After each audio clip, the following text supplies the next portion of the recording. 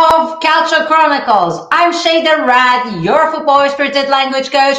And as always, I'm here with my super insightful Massimo Caputi. Hi, Sheida. Nice to see you. We are near to the end of the season. Yes, we've got a winner.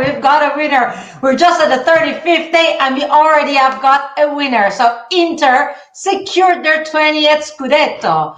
What can you tell us about this win, this victory, and their performance? But congratulations to Inter for the victory of the title, but also for the victory of last night against Milan in the derby. And a marvelous, an amazing victory, both title and derby.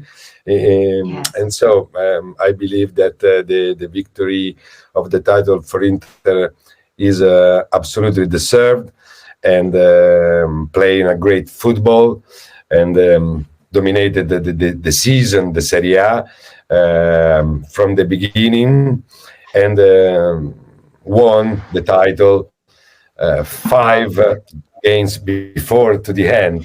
And this is the demonstration of the strength of Inter. Congratulations to the club, to the manager Marotta, the manager Inzaghi, and the players. And so, please. Well, it didn't really go well, for Pioli's team, and in fact, his future seems like it's kind of uncertain, and they're already looking for replacements for him. What do you think in that case? For Milan, is in a bad moment, no? After the defeats against Roma in Europa League, also the defeat in derby, and so it's very, very difficult that Pioli could remain, in Milan for the next season. My opinion is Pioli did a good job in Milan in these years, won the title, and did a good job. But it's also important to say that in the football the memory is very short, and so probably happened in the past belongs to the past. Now everybody's focused now on the future. Yes, the story of Pioli in Milan is finished for me, and I don't know which will be the next manager for Milan. The names in these days are Lopetegui, Conte. I really don't know, but I think that Pioli will have more chances for another important job. Probably, I don't know. Why not in Napoli, for example, no? Because Napoli needs to find a new manager for the next season. And the Pioli is a good trainer and a good manager. Well, if it can help Napoli to come back, and bounce back to their shape of last season, then that would be probably great for them. Now, of course, Inter was they won. But on the other side, there was another match that the same night, just a little earlier than the derby. That was the Bologna-Roma.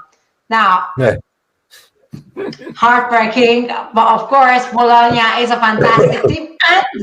And your favorite player actually Zirkzee. He actually scored. Yes, I like Zirkzee from a long time.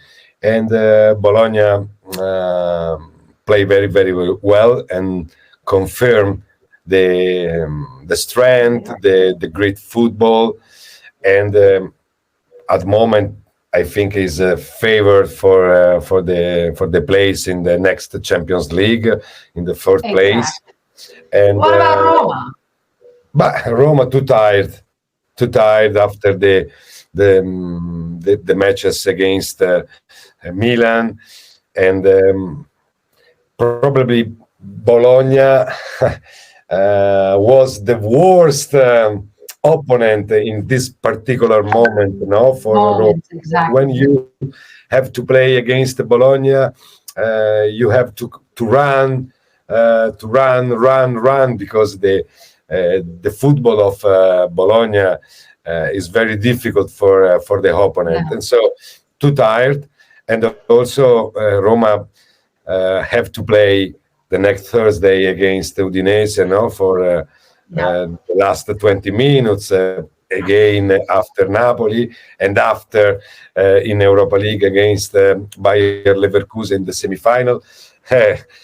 Is a tough time for Roma. Yes, it's very difficult, but step by step. Obviously, the defeat against Bologna is not a good news for Roma, for the standings, because Atalanta is at 1 point and Lazio is in 3 points, and the next rounds is difficult for Roma and not for the opponents as Atalanta and the Lazio. I don't know. It's very interesting to understand the way of Roma in the next round. Yeah, well, at least now De Rossi knows that he can also count on Azmoun, which he scored the brilliant goal that he did, against Bologna. So who knows? Maybe, they can play him a little more in the next matches of Roma and have the other players but have a one little more time to recover. In a period so difficult as this, probably Roma needs more interchangeable players, especially in midfielder, because in forward, Abraham, Azmoun, Lukaku, is possible to change something round by round. But the difficulties for Roma are in the midfield, and Aouar and Renato Sanchez don't give the same results of the Pellegrini or Cristante or Paredes. This is the big difficult for Roma. Okay, and especially the next one.